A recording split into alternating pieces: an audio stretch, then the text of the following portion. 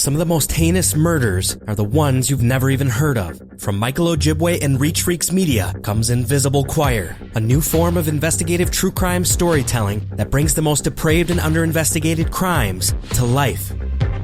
They slammed the kid on the ground and stabbing their baby out here in the middle of... They're stabbing their baby? With actual audio from the events, including 911 calls, police interrogations, and confessions. I shot my wife in the temple of her head, and I put her in the freezer. When I checked on her tonight, she's not dead. We'll take you on an unforgettable emotional journey to the marginalized communities and crime scenes themselves to bring visibility to the unseen.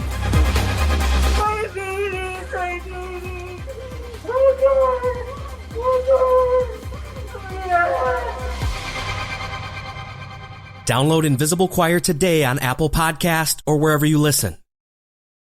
This podcast may contain content that is graphic and disturbing in nature. Listener discretion is advised.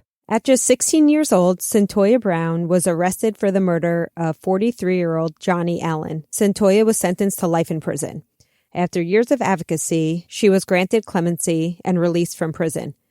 Why would a young girl commit such an act, and what led to Cyntoia's eventual freedom?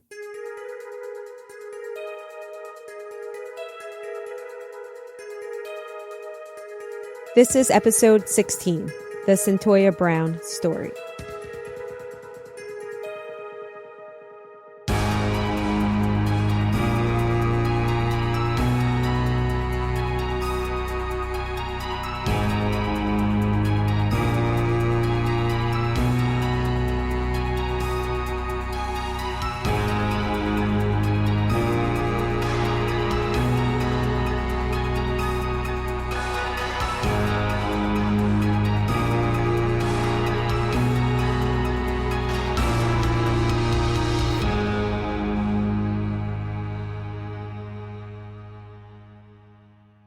Hey, Amy, it's good to see you. Hi, Meghan. Welcome back, everyone, to Women in Crime. I'm looking at Amy. I'm looking at her through Zoom. So forgive us again if the audio is just a tiny bit different, but we're definitely doing our best to get you good quality here. So I have my kids locked in the basement, so we should be fine. Amy has to record from her closet, so she's literally hiding in her bedroom closet from everyone just to get this done. So, Amy, you want to announce some of our patrons, our new patrons? Sure. I first want to say a big thank you to Angel from Illinois. Thank you, Angel. Thank you. And I would also like to give a big shout out to Jennifer R. from Metro Detroit. Thank you so much for your support. Thank you, guys. Really appreciate it. Like, seriously. And again, thank you for the questions and emails. We love it. And the case suggestions. Yes. They have been awesome. Oh my gosh, the case suggestions are awesome, but I have a list now that's going to cover us literally through probably next year if I just do case suggestions. So Stop writing us with great cases. No, I'm kidding. All right, so we have a couple more patrons. Who else do we have? We have Sin from Finland. How cool is that? I love the name and I love where she's from. Awesome. Thank you so much. I know, all the way from Finland. I'm really grateful. Really dig that. And we have two more patrons who have questions. So this one, shout out to Steph from Ontario. Thank you, Steph. Thank you, Steph. And her question is, how long have you been doing this or something similar? And I'm not sure if she means podcasting or in the criminal justice field. So I'll just say that we've been podcasting now for, about a year and a half, 2 years? Direct Appeal 1 year anniversary is actually tomorrow, which is, what day are we recording? Tomorrow, May 8th? Right? A 1 year anniversary. I think that's about right. May 7th. May 7th or 8th. Yeah. Okay. So, but we actually started working on it a good year and a half in advance. So actually working on, all of this together 3 years. As for being in the field of criminology and criminal justice, so let's see. For me, it probably started with the master's degree, and that was 2002 for me. Right after the master's, I went into probation and then back to school for the PhD, and since then. So for me, 2002. Amy? I want to say for me, about a year later, 2003, I did not go back to graduate school till 2005, but I was working in the field with alcohol and substance abuse, which you can't talk about that without talking about the criminal justice system. So the world started to intertwine around then. So yeah, we're looking at what? How many years is that? 18? Oh my gosh. Did I just do fast math? First of all, the math scared me though. I'm like, wow, I never think it's going to be like a long time. I always think it's like still like around, 7 or 8 years. And then I'm like, no, it's actually closer to 20. Mm-hmm. Okay. So that answers Steph's question. And we have a second question. Allison from North Carolina. Thank you, Allison. Thanks, Allison. And here's her question, which I love. Which case, either solved or unsolved, sticks with you the most? Do you want to take this one first or you want me to? Oh, geez. This changes for me all the time. I'm going to have to go with Nora Jackson case. Right. Remember, we covered Nora Jackson. That was one of the first cases I covered for women in crime. And she was wrongfully convicted, or she was exonerated for the murder of her mother. And, some people believe she's in fact guilty. Either way, the case is unsolved. And there's just so many questions. Yeah, I remember you saying that once before about that case, and I totally understand why that sticks with you. For me, I'm going to go ahead and say 2. So if you listen to Direct Appeal, I'm sorry, but I'm just so stuck on Melanie McGuire because we spent so much time, and I would just love to know what actually really happened to Bill McGuire, no matter what, and no matter who's guilty or involved. My second one, though, that I think about all the time still is John Bonet. I knew you were going to say that. Because it's like John Bonet every day. I think about this case all the time, and I would absolutely I'd probably give something big just to know what happened to her as well. So those are our 2 cases. Thank you for your questions. We really look forward to your emails and case suggestions and all future contact. So we hope you enjoy today's episode. Totally psyched for this one, and I just want to let everyone know that this was actually in the works before we found out about the Netflix documentary. So believe it or not, this isn't, us going, oh boy, we need to jump on this. Amy's been working on this for some time. I know. So just let everyone know that this is a case that you've been interested in for a really long time. So absolutely. And we actually had 2 listeners who suggested this case while I was in the process of writing the story. And then, like you said, the Netflix documentary came out. At first, I was annoyed because I didn't want people to think I was just jumping on, their coattails. But then I was actually really happy because it helped me see so much footage of the original trial, the appellate hearing. It helped me put faces to names. So it was actually really good. That's awesome. And it was really good to see Cyntoia herself because obviously we know you can't judge people by their reactions or their affect, but it was very powerful. Did you see the documentary? I purposely didn't watch it yet because I wanted to wait for this episode, and I don't know everything, and I wanted to learn about it here.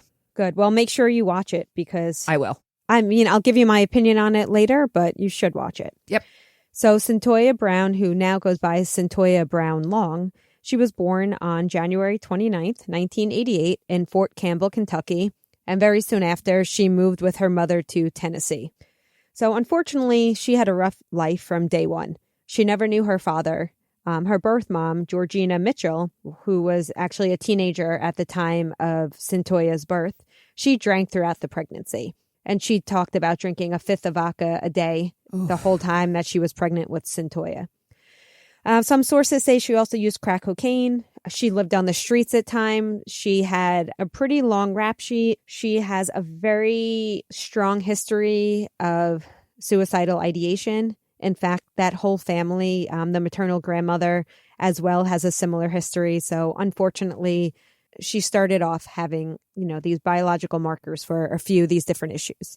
So shortly after birth, Cyntoia spent time in many different households and even on the street before she was finally adopted by Elinette and Thomas Brown. So she was just 2 years old when they officially adopted her, but she actually had been staying with the family since she was about 8 months old. Oh. So what happened was Elinette knew Georgina, and Georgina had asked Elinette to watch the baby for her, and it was one of those situations where she just never came back. Gotcha. But luckily for Cyntoia, the Brown household was a very stable one, very loving. There are some sources that say she had some issues with her stepfather. Her stepfather, Frank, her parents would eventually get divorced. But either way, it was a good family. She got very lucky. The Browns had 2 older children as well. Cyntoia had a good relationship with them. They both were already out of the house when Cyntoia got there. Oh, okay. In her memoir, Cyntoia recounts the closeness she had with her mother. Her father was a truck driver, so he was on the road a lot, and her mom were very close. Again, the two older siblings were out of the house. And Cyntoia did very well in elementary school. She was even placed in a program for gifted children. She was extremely intelligent. So things were going well for her academically, but she was often taunted for being, quote unquote, a white girl. She was biracial. Her mother was Caucasian and her father was African American. And as you'll see if you look up pictures, Cyntoia is light-skinned. And her two adoptive parents had much darker skin than she did, and children were not very nice about that. Okay. She says she never felt like she belonged, and while her mother was extremely loving, she often felt very alone and isolated. Unfortunately, she started getting in trouble at a very young age. For example, one time she threw a rock at her neighbor's granddaughter, and it hit her in the head. Cyntoia says it was just part of a game. She did not mean to hurt anyone. You know, this just shows poor impulse control. She would vandalize property, again, not meaning to do harm. She would often feel guilty afterwards, couldn't understand why she would do these things. Low-level thefts, I'm talking under 10 years old at this point. Okay. I was about to ask the age. Thank you. So as you could imagine, she was already ostracized because of her skin color. But now people started looking at her as a bad kid. And she was really quickly labeled as a disruptive kid who, nobody really liked her, unfortunately. And we know the effects labeling has, we talk about this all the time in our classes. Once a kid's labeled, they begin to fulfill the label. Yeah. And as we'll see with Cyntoia, she was labeled very early on, not only because of the way she was acting, but because of her mother. Cyntoia's adopted father would say, you're just like your mom, you're nothing, so she already had this label that you're going to turn out to be just like your mother. Got it. In second grade, she was kicked out of that gifted program that I had mentioned before for disrupting class and for disrespecting her teacher. Of course, her parents were extremely upset about this. So it seems as though this was really when things started to spiral for her. She returned to regular classes and, she felt judged and even more removed from everyone as she had felt before. She started stealing more. And one time she brought no-dose to school. Do you know what no-dose is? Oh, that sounds so is that the sleeping pills or no? It's actually caffeine pills. I meant. Yeah. Right. Yeah. She had stolen them from her brother's truck. I don't even think she meant to do any harm, but of course it's contraband in school. Right. And she got expelled. Ooh, expelled. Yes. Yeah, she got expelled. She was already, the school already wasn't happy with her actions. So I think they were happy to get rid of her. Got it. So it was at this time that her parents enrolled her in an alternative school. So as it often does, this experience did the opposite of what its intent was. Instead of turning her life around, she started hanging out with kids who did far worse things than she had ever done. Oh, I see. Okay. Gotcha. So now we get into differential association theory. Our students love this one, right? Yep. Okay. A little bit of social learning theory. She's around other people learning certain behaviors, and she's very young at this point. While she's at this alternative school, she gets arrested for assault after getting to a fight with one of her friend's mothers. She was sent to a juvenile facility. She was ordered to undergo a psych evaluation. So she was also sent to a psych facility for juveniles. Oof. And unfortunately, she also made some new friends and picked up some new skills at this facility as well. This is why they say that prisons and other detention centers are breeding grounds for crime. Yep. Especially when you're putting kids when they're, 10, 11, 12 years old. So when she was released, they tried to put her back into middle school. But at this point, she doesn't belong. She's placed in a behavior modification program. We know what those can do. She was with children who suffered from mental and developmental delays. So let's go right back to labeling. She didn't feel like she belonged. And now she was in a gifted program. Now she's in behavior modification. We can see what's going on here. So not surprisingly, she had an altercation with a teacher, and once again, she was sent to juvie, and she was officially under the custody of the Department of Children's Services. Do you know how old she is at this point? Yeah, she's only 13. Okay. So, this is not a good start for her. So once again, she's in a facility surrounded by people, and a lot of the people she's surrounded by are much older than her. And she's a baby. She's 13 years old and she's with 17, even 18-year-olds. Much higher security, lots of fights. She tried to escape several times. Every time she escaped, she got caught, sent back. All right. So after 2 years in custody, she was finally released back to her family, except when she gets home, she is told that her father left. Okay. And so it's just her and her mother is what you're saying at that point? Actually, I think she would have preferred that. There was a new man in the picture. So her mother had a new boyfriend named Frank, and she did not get along with him. Now we're looking at strain theory, right? This actually is a great case, Meghan, to teach in our theory classes because there is so much going on here. Right, Amy. And for people who don't know, strain theory is often about the stress and frustration that people face. And in lieu of strong coping mechanisms, they will act out in deviant or criminal ways, ways that they would offend. Oftentimes, this relates to people who face blocked opportunities and offend for financial purposes. But when talking about Cyntoia's stepfather here, we're talking about strain theory in that people will sometimes react in a negative way when they experience something they really, really don't want. And so we teach that often in forms of abuse. A stepfather who doesn't treat you well, that would certainly fit the mold here. Exactly. And you haven't even heard the half of it yet. Cyntoia enrolled back in school because she had no choice. She was a minor. Her mother said, "You're going back to school," right? It did not take long for her to stop going, and she started hanging out with some older kids that she had met when she was away, and they pretty much spent every day getting high. So she would pretend she's going to school, and instead of going to school, she would just go smoke the whole day. And of course, her mom eventually found out, and she was not very happy. Right. Of course, her mom said, "You can't do this." And she said, "Okay, well, then I'm going to leave." And she ran away from home. Okay, so at this time, she's about 15 years old, and she runs away to stay with some of her friends that she had met who are in their 20s. They started just smoking weed every day, some petty theft. It quickly escalated into selling crack. Over the course of a year or so, she would go home, run away and start selling drugs, and then she would go home again and leave, and it would go back and forth. And this isn't surprising because she was a child. She would get scared when she was living life on the streets. She loved her mother. She would go home to her mom. She would feel safe. But unfortunately, the streets kept calling her back.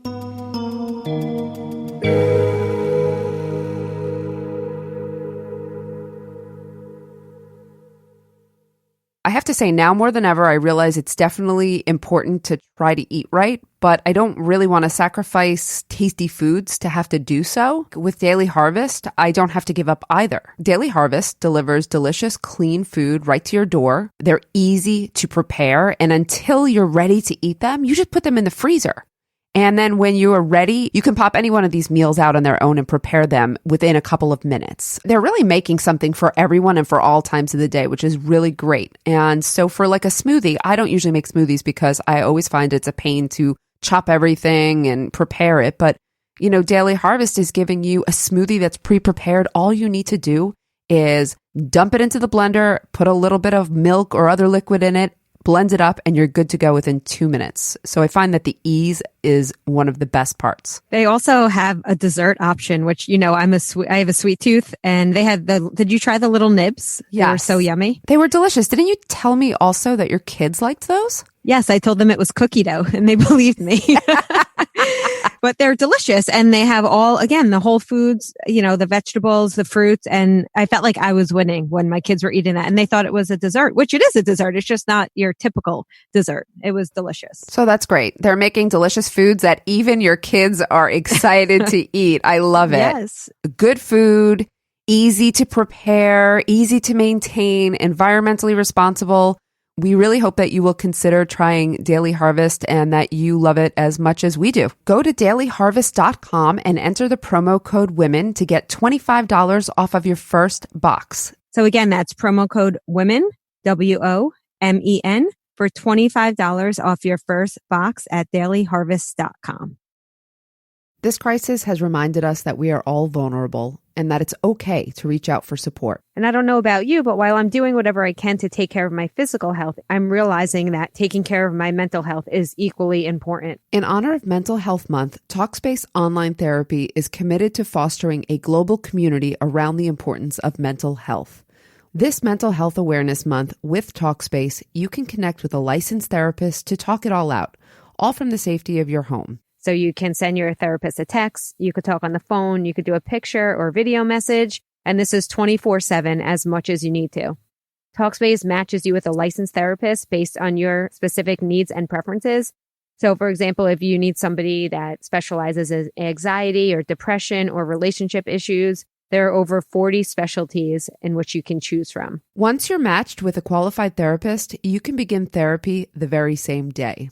The bottom line here is that you deserve support and you don't have to struggle on your own. Your Talkspace therapist can be your dedicated support system, there to help you feel healthier and more empowered, even in these uncertain times. As a listener of this podcast, you can get $100 off your first month on Talkspace.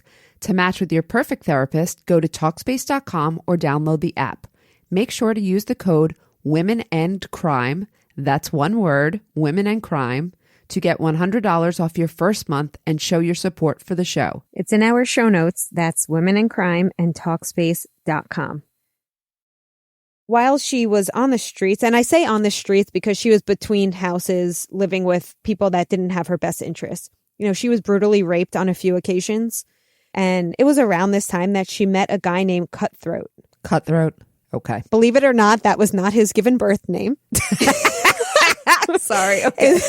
Cutthroat with a K. Right. Oh, that's even better. Okay. His name was actually Garion McLaughlin. Okay. So can you say that again? Fast. What was his name? His name was Garion McLaughlin. Okay. And she fell for him fast.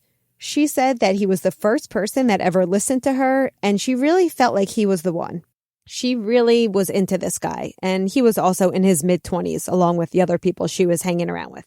She very quickly moved in with him. No, he did not have a house. They lived in hotels. Very shortly after the honeymoon stage was over, she looked at him as a boyfriend, but he started forcing her to have sex with him. He taught her how to be, quote unquote, a good slut, and he abused her horribly, both physically and sexually, and degraded her. I can't even repeat some of the things I read what he did to her. She said she didn't bother trying to leave. This is not surprising. She felt cared for the first time in her life because although he was brutalizing her, the other side of that was him also loving her or pretending to love her or showing her some sort of love that she had never felt before. And because he started off differently. They don't start off with the brutalization. He starts off with all the good stuff. And then by the time she's hooked into this relationship and in love, that's when, You would be surprised. It took maybe days, weeks. This moved pretty quickly. But I think, unfortunately, Cyntoia had such a poor self-image already that it didn't take long. He often called her his bitch. And she says in her memoir, while she knows that is a degrading term, it made her feel like she belonged to somebody and it made her feel really special. So it's very sad. She's a child. Okay? Yeah, that's telling. Yeah. A few days after they were getting settled in their hotel, Kut said she needed to start earning her keep. So unfortunately, what do you think this means? When you were saying it before describing him, I'm like, he's definitely going to try to prostitute her out. So I assume that means he wanted her to prostitute herself. He was grooming her from day one. Right. So at first, she just pretended to be a sex worker, and she would basically take money from men up front and then leave. So in other words, she would rob men, and she felt like this was a way that she didn't have to exploit herself, but she can also give Kut what he wanted. Unfortunately, it wasn't long before she actually started having sex for money. She says in her memoir that she started to accept the reality that she was a slut, as Kut has been telling her all along. So this is really sad. So with labeling, right, you eventually become, it's a self-fulfilling prophecy. It is. And that's exactly what happened here. And she's defeated. Kut would bring over men and force her to have sex with them, and then he would just take the money. So in other words, he was her pimp. Yeah. Right? Although at the time, Cyntoia did not realize that. She thought she was helping them live a life together because, of course, Kut made Cyntoia believe that this was all just temporary. And once they got enough money, they would move to Vegas and live happily ever after. Oh, sure. So one night after being almost strangled to death by Kut, let me just tell you why she was almost strangled to death. He was pissed because she was not bringing in enough money. So he choked her and, in fact, almost killed her. So she went out to find a client. The evening of August 8th, 2004, Cyntoia headed over to the local Sonic in Nashville to try to get some business. A gentleman stopped his car, asked her if she was doing okay, and she started chatting with this man who turned out to be 43-year-old Johnny Micahel Allen. So Johnny Micahel Allen was a local real estate agent. He was also a youth pastor and a Sunday school teacher. Wow. Oh, I'm sorry. And he was also an Army vet. So he sounds like a pretty good guy, right? Yeah, I mean, he's going to be a very sympathetic victim here, too. Yeah, we'll get to that. Okay. So at first he seemed nice. He asked her questions. Instead of just saying, how much, he asked her, how she was, if she was hungry. He brought her food. They went back and forth on how much for Cyntoia's service. Okay, I'm sorry. So he's a client. I thought you meant he was just a concerned pastor who was stopping to help her. I'm curious to see where you're going to go with this one. All right, yeah. I'll hold my question. Okay. So they decided on $150 for her services. He suggested they go to her house. She did not feel comfortable with that. She wanted to go to a hotel room as she normally did to conduct her business, but she thought he seemed nice, so she gave in.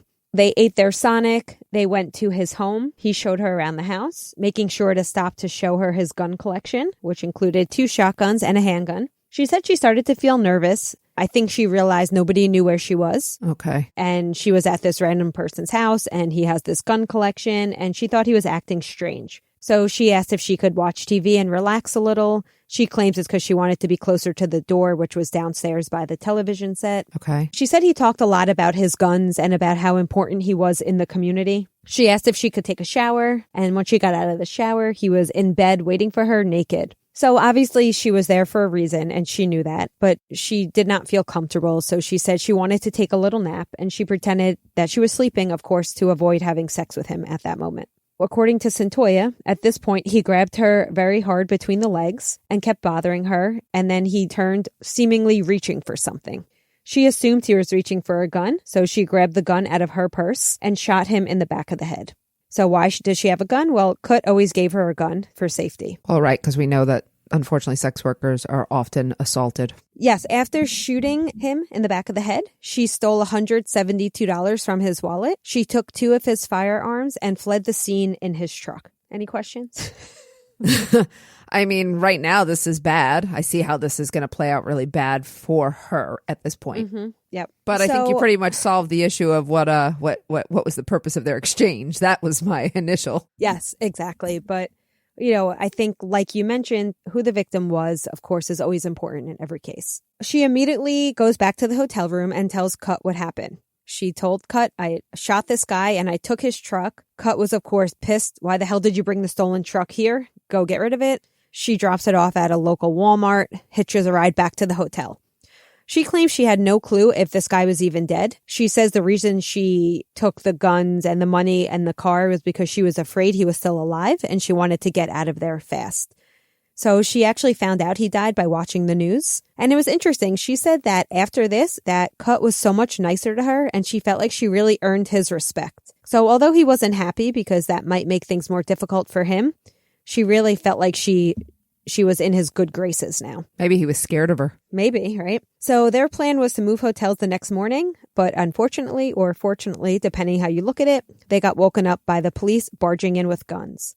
Cyntoia's first response was, "Don't touch Kut. He didn't do anything. Let him go." This just shows what we often see by women who were abused. Well, not even women. She was a child, right? She was trying to protect him, even though he was the one who has been brutalizing her. She also says all along that she was never worried about getting in trouble because she believed that she was defending her life. So her number one concern was just making sure that Kut did not get in trouble. That also shows you her, unfortunately, emotional immaturity of someone who's so young and who gets arrested. Exactly. I think that's a very good point. It does show us her frame of mind at the time. She tells police she is 19, although at the time she was just 16. At first, they believed her, so they did not call her parents because she was not considered a minor. Mm-hmm. But not surprisingly, they're the police, and it did not take them long to figure out that she was, in fact, a minor. And apparently, they were extremely pissed off when they found out that she had lied to them. So they take her in for an interrogation. And one of my favorite things about this case is there's footage of everything. Oh. You can see footage of the interrogation. There was actually a documentary filmmaker who started following Cyntoia's case very early on. We'll talk about that later on, but I just want to urge everyone to look up some of this stuff. Amy, sorry, before you go on, when she was taken into the interrogation room, did they know her age? Was she taken in, or I guess my question is, was she taken in alone and did they question her? Okay, yeah. So she waived her Miranda rights. Remember, she was only 16. She was very tired. This was about 3 a.m. and she was high. So this is a situation where somebody who's underage under the influence and tired, you're in no position to be interrogated at that point, let alone the fact that she had no attorney or parent. This is not surprising because we know that the numbers around 90% of juveniles end up speaking to police without an attorney or parent present. Right. So, of course, I was not surprised to hear that they promised her leniency if she talked. They told her she is up for life. She might go in for 99 years, but if, she talks to them, then they could catch her a deal. But they're allowed to say these things, right? Right. Well, the police are allowed to lie to suspects in an interrogation room in the United States. So the big question in this case from early on was whether she should stay in juvenile court or be transferred up to adult court. If she was transferred to adult court, she'd be facing mandatory life because in Tennessee with a first-degree murder charge, that's what the sentence was. So she had to have what is known as a transfer hearing, and that's when the judge would decide whether or not they're going to waive her case up.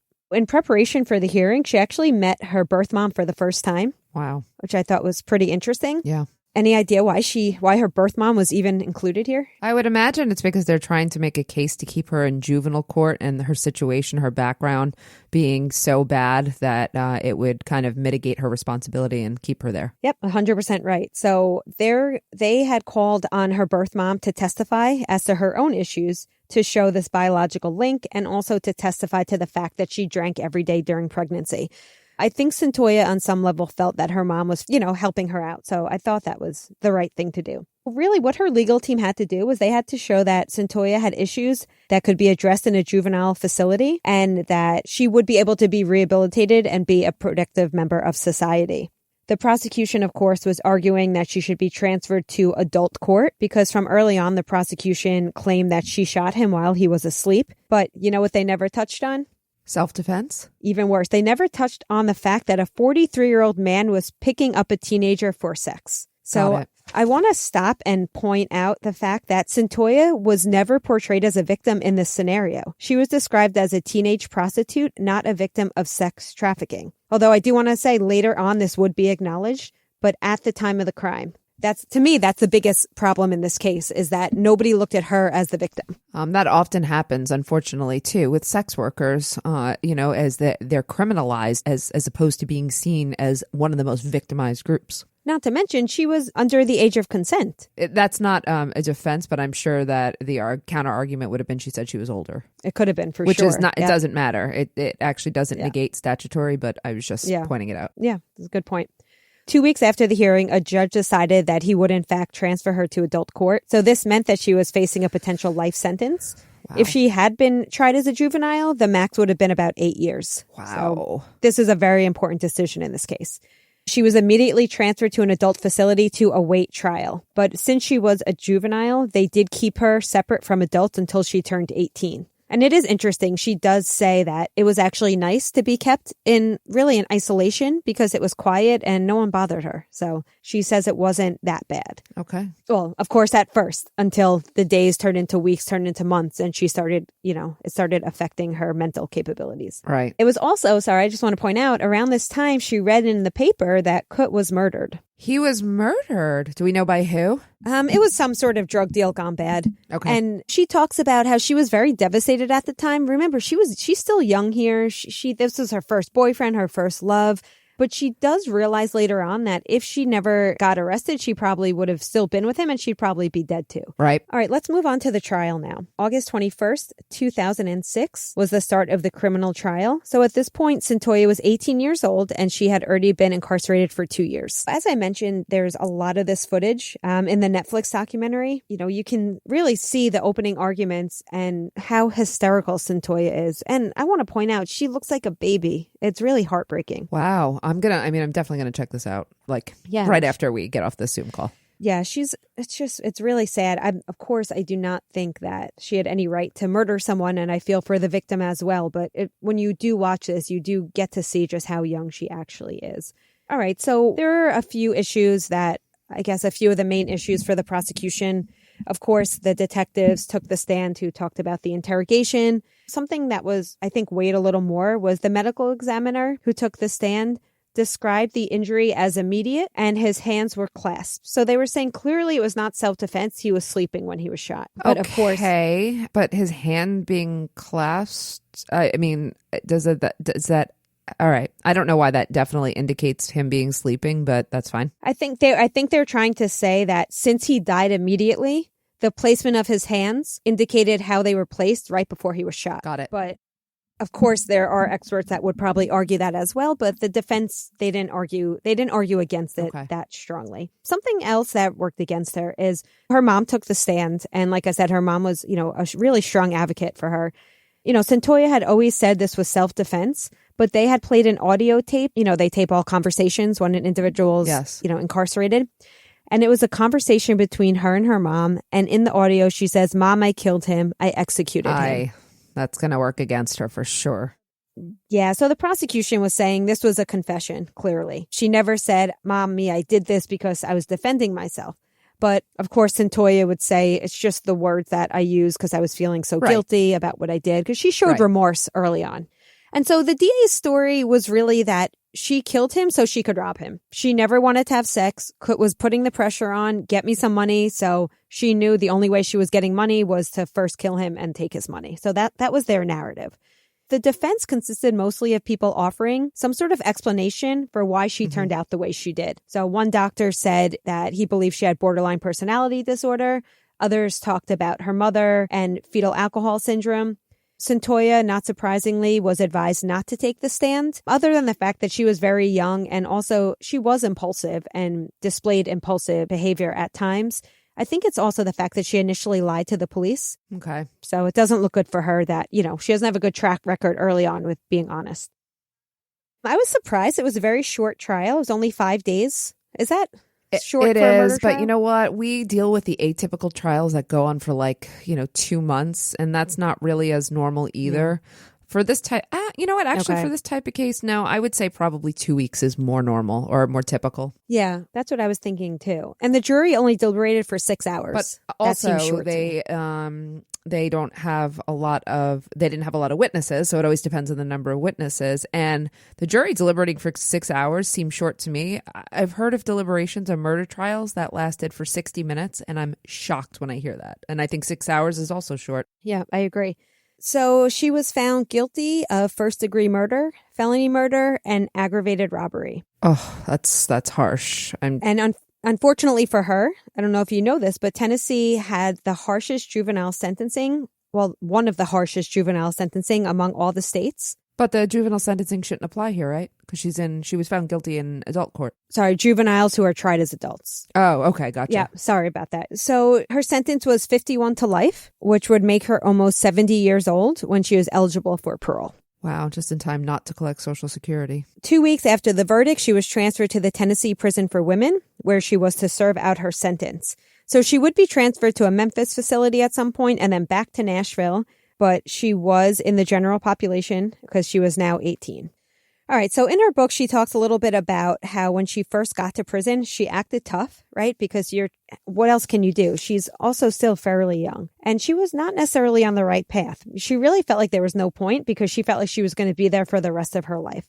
I think she was very fortunate that she had a lawyer who was also a friend to her and sat her down one day and said, if you ever want a chance at a normal life, you need to pretty much get your shit together. Turn this stuff around. Cyntoia says that really stuck with her, and she only started hanging out with people who were doing the right thing. Oh, that's good. So any of her friends who were, doing drugs and, other illegal activity in prison, she kind of dropped them. She only started hanging around with people who were taking classes. Okay, good. And she's getting sober now. So, that's a good thing. Yep. She also took every opportunity that was offered to her. So let me just tell you what she did while she was incarcerated. I don't want to give away when she gets out, but obviously we know she gets out because I said it in the intro. But while she's in there, she earns her GED. She actually earned her GED in jail. She enrolled in a college program through Lipscomb University, which is actually a Christian school in Tennessee. She actually took all Inside Out classes, which is pretty cool. Inside Out classes? Amy teaches Inside Out. Yes. Can you just tell people what Inside Out is real quick? Yeah, sure. So I'm a trained Inside Out instructor. So basically that's when you take students from campus with you to students who are incarcerated and you have combined classes. They are amazing. And actually, as Cyntoia talks about it, she said she really felt seen. She didn't feel judged. That's what's so beautiful about these classes is for a moment, I think the incarcerated students feel normal. Yeah. Because they're with their peers. Yep. right? So she finished 2 bachelor's degrees. She was very focused on her studies. She enrolled in a culinary arts program. She mentored at-risk youths. She even took part in a puppy training program. Oh, that's so great. Oh my gosh. Yes. She really did a lot. Okay. Yeah. I don't want to paint it all rosy here because she did have trouble while incarcerated. She did have a lot of issues off and on, but she always bounced back, and she was given second chances by a lot of people who really believed in her. People saw her true colors and really helped her out. She's fortunate that way. Very fortunate. So although things seemed like they were going okay in prison, she was really having no luck on the legal front. She lost her first appeal. So as we know, the first appeal really focuses on errors at trial, right? Her second appeal focused on new evidence that suggested that she had a cognitive impairment due to the fact that her mother drank while pregnant with her. So although she was very smart, remember she was in the gifted program as a child. Right. She actually had an IQ of 134, which is quite high. Oh, yeah. Yeah. So nobody could deny that she was brilliant, but she had very poor impulse control, as we see throughout her life. On November 13th, 2012, she had an appellate hearing asking for a new trial. So this hearing focused on fetal alcohol spectrum disorder, which, affects your responses and lowers impulse control. And her legal team claimed that she did not act the way someone with such a high intelligence would act. They said her functional abilities were equivalent to a person with mild retardation. Wow. Not my word, their word. Got it. Obviously, that is a horrible term that is no longer used, but at the time, it was still being used. Understood. They really focus on this discrepancy between her behavior and her IQ. Her lawyers also brought up a recent case of Miller versus Alabama. Oh, yeah. I know that case. I teach it in I was going to say, Megan, do you know that case? It's a big one. Yep. Teach it in my classes. So Miller versus Alabama in 2012. This was a Supreme Court case that says you cannot sentence a juvenile indefinitely to life without parole. In other words, there has to be some sort of individualized sentencing hearing, which it was such a huge case, right? But you know what Tennessee prosecutors said? Well, they said, Brown was not technically given a life without parole sentence because she would be eligible for parole after 51 years. So they found that loophole. I was going to say that too. I figured that was coming. Yep. She was really out of options here. So her case started, very lucky for her, her case started sparking public interest. So in 2011, there was a documentary called Me Facing Life. Have you seen that one? No. It was PBS? Okay. So this was actually made by the same director as the Netflix documentary. And it showed her case and it caught people's attention. She started receiving tons of letters offering support and friendship. And actually one of those letters, this is a side note here, one of those letters was from Jamie Long, a local musician who is now her husband. Oh, wow. Yeah. Basically, he wrote her and said, quote, God told me to tell you that you're getting out of prison. And then eventually he flew from Texas to Tennessee to visit her. And, eventually they fall in love. But before we get to the good stuff, let's go back to, what is going on here. So Cyntoia and her legal team were busy strategizing. So her last federal appeal had been denied. She was really out of options. Any idea what her only hope was? Clemency. Yes. Okay. Exactly. I was going to say clemency, a pardon. I don't know. Okay. Yep. Her only hope was to be granted clemency by the governor. So her legal team would ask if her sentence could be commuted to second-degree murder. And with time served, she would be free. So yes, she would be a convicted murderer still, but at least she would be home. Her chances were not great because they found that less than 1% of clemency petitions were granted in Tennessee during the prior decade. Yeah. Okay. So remember I was saying at the time of her sentencing, Brown was labeled a teenage prostitute? Yes. Well, perception had finally changed in November 2017. In Tennessee, anyone who is 18 or younger cannot be charged with prostitution. They're simply too young to consent. Agreed. Yes. Instead, Tennessee law rightfully defines any minor who performs a commercial sex act as a victim of sex trafficking. Absolutely agreed. Finally. So some say this change was actually partially inspired by Cyntoia's story. I mean, the Me Too movement was also gaining momentum around here. So I think there was just like a lot of things going on that might have, helped move that forward. During this time, between the new Tennessee law and Cyntoia's documentary, the local news station aired her story and it quickly went viral. I don't know if you recall this. I somewhat recall. Yes. Hashtag free Cyntoia Brown. Yes. Had over like 2 million reshares. Kim Kardashian, Rihanna, T.I., Snoop Dogg. LeBron James, all of these famous people started tweeting for clemency for Cyntoia. Yeah, I remember this. Okay. Yep. And so this is really, I think what happened was, again, Black Lives Matter and Me Too movement. This was just such a strong example of how the criminal justice system punished people of color who were in fact victims themselves. So I think that's why it stirred up so much support. It's like the perfect storm for it. Exactly. I even wrote Perfect Storm. Aw. Twins. Okay. Her legal team started heavily pursuing the governor, Bill Haslam, at this time, and they filed a petition for her clemency. Tons of people vouched for her and wrote letters all over the national media. I don't know if you recall, Meghan, but, you know, GMA, Today Show, Inside Edition. I do remember the Everyone was media all storm over it. here, yeah. Just to give some information about clemency, before the governor will take any action, he had asked for the opinion of the parole board. So her legal team started prepping to go before them. And Cyntoia essentially had to plea for her life to the parole board. The main purpose was really for them to show that she had been rehabilitated since her initial arrest and that she would no longer be a threat to society and, in fact, would be a productive member of society. Okay. And again, they were asking for her sentence to be commuted to second-degree murder. May 23rd, 2018 was the parole hearing and Cyntoia's last plea for freedom after 12 years incarcerated. The hearing was videotaped. Again, you can see it if you look it up. The panel, interestingly, or maybe not interestingly, but the panel was mostly white men and 2 white women. Many people testified, speaking mostly about her transformation over the years. She also spoke and showed remorse, asked for mercy, very heartfelt. The victim's friend and the original detective on the case, of course, spoke as well. As we know at parole hearings, of course, the victim has to have a voice, right? Cyntoia's birth mom was there as well. I'm actually wearing a shirt that said "Good Vibes Only," which I thought was cute. That is really cute.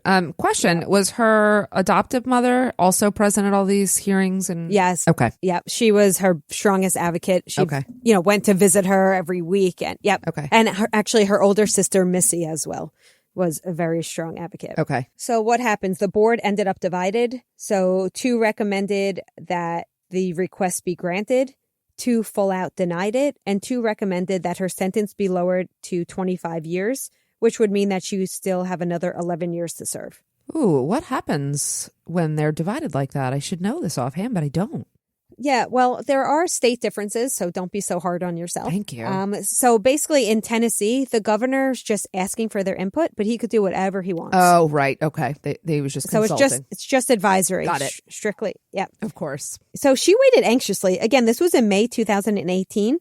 It wasn't until his last day in office on June 7th, 2019, that the governor made his final decision. He called in the legal team for a private meeting and said he will commute her sentence to 15 years. Wow. So this would mean that she had only 7 more months to serve, and the majority of those 7 months would be served in a transitional part of the prison. Wow. And and also she would be on parole for 10 years. That makes sense. Yep. So yeah, this was huge. Huge. Her and Jamie actually got married over the phone shortly after they got the news, which is very cute.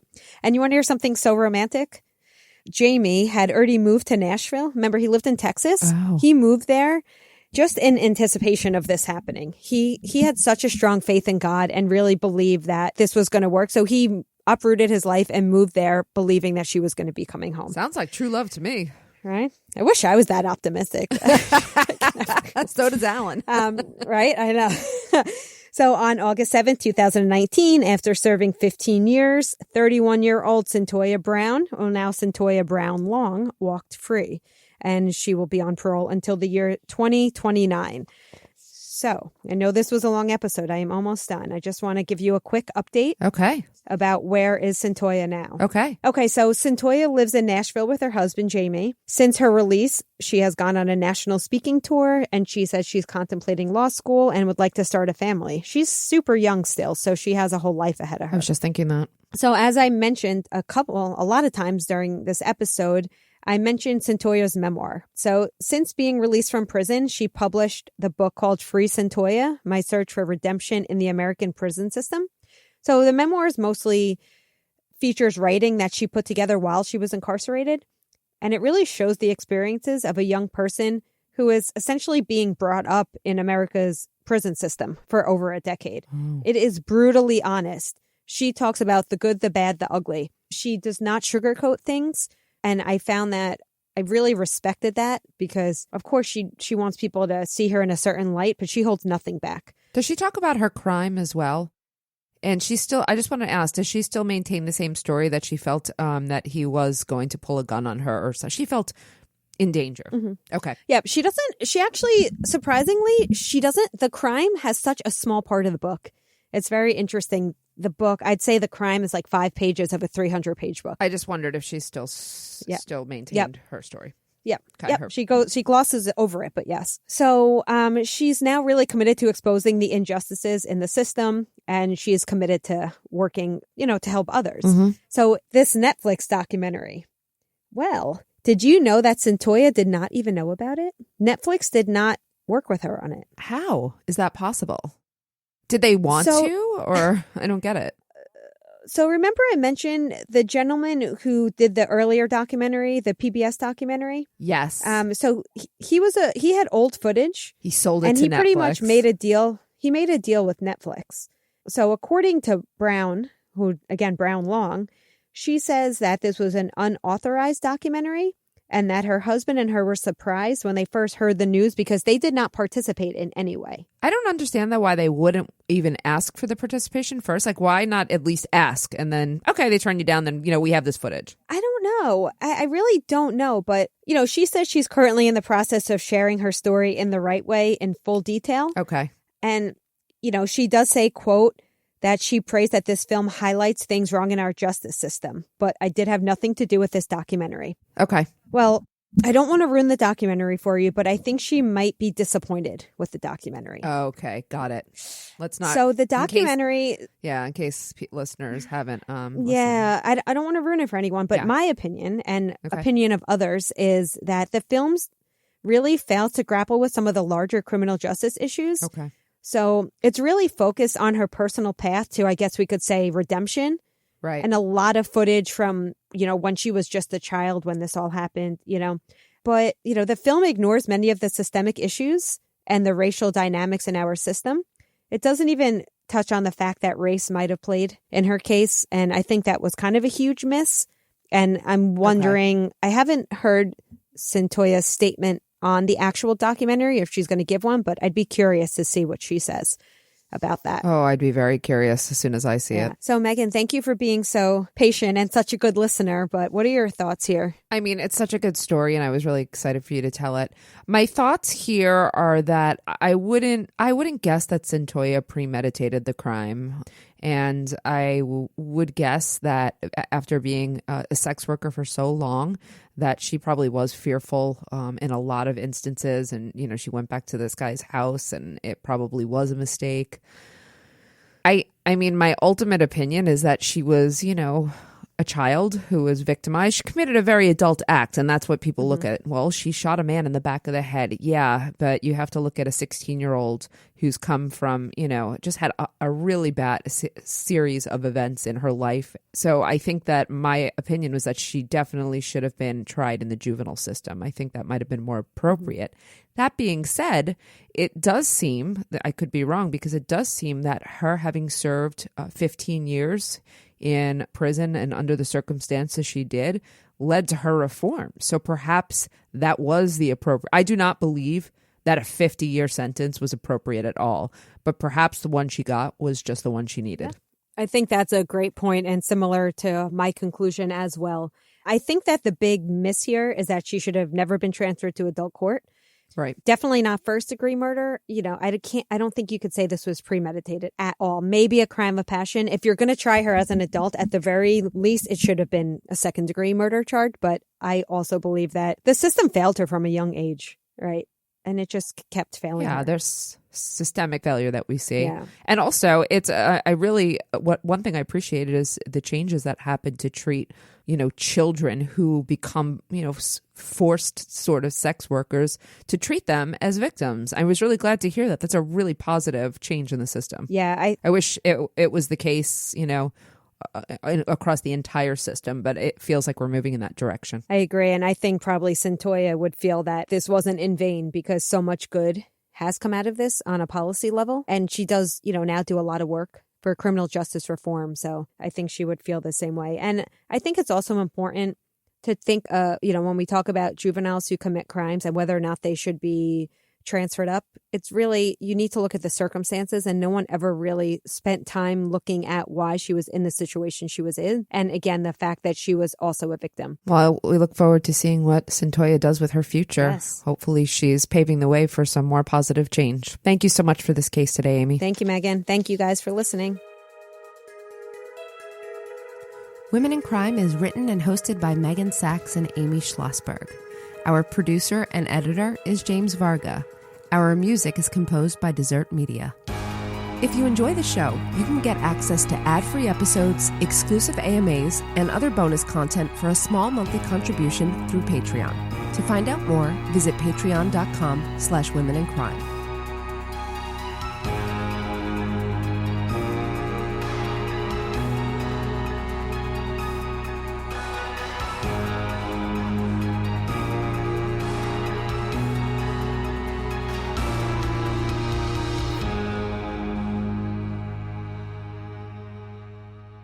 Sources for today's episodes come from the book Free Cyntoia by Cyntoia Brown Long, the Netflix documentary Murder to Mercy, Time Magazine, and NPR.